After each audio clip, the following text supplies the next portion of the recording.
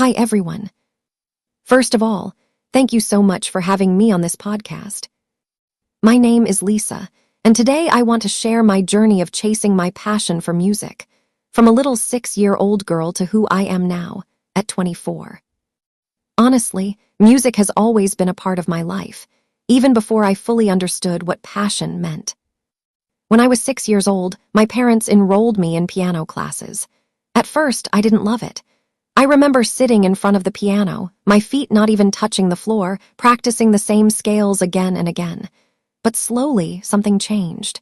I started to feel emotions through the keys. I realized music could speak when words couldn't. As I grew up, my world became fuller. Besides piano, I learned how to dance, I took singing lessons, and I participated in small performances. I wasn't the most talented kid in the room, but I was always the one who stayed the longest, practicing, listening, repeating. Music became my safe place. By the time I entered middle school and high school, my love for music had turned into something deeper. I joined every music-related activity I could find: school performances, art shows, talent contests, and music clubs. I was that student who volunteered to sing whenever there was an event. High school was also the time when I discovered K-pop. Watching artists like BLACKPNK perform on stage completely blew my mind. Their confidence, their discipline, their storytelling through music, it inspired me so much. I didn't just admire them as idols, I studied them. I watched interviews, behind-the-scenes videos, and live performances, learning how hard they worked for every moment on stage. That's when I started writing my own songs. They weren't good at first. Honestly, some were terrible, but they were honest. I wrote about school stress, friendships, self-doubt, dreams, and fear. Songwriting helped me understand myself better. However, chasing music wasn't always easy. There were moments when people told me, music is just a hobby, or you should choose a safer career. I doubted myself many times. I asked myself if I was good enough, if I was dreaming too big. But every time I thought about quitting, I imagined a life without music, and that scared me even more. When I was 18, I worked extremely hard to get into my dream university. That period was one of the most exhausting times of my life. I balanced academic studies with music practice, sometimes sleeping only a few hours a night. But when I received the acceptance letter, I cried. Not just because I got into the school, but because it proved that passion and discipline could exist together. University changed me.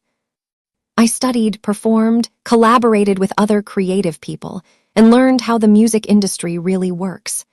I gained confidence, not only as an artist, but as a person.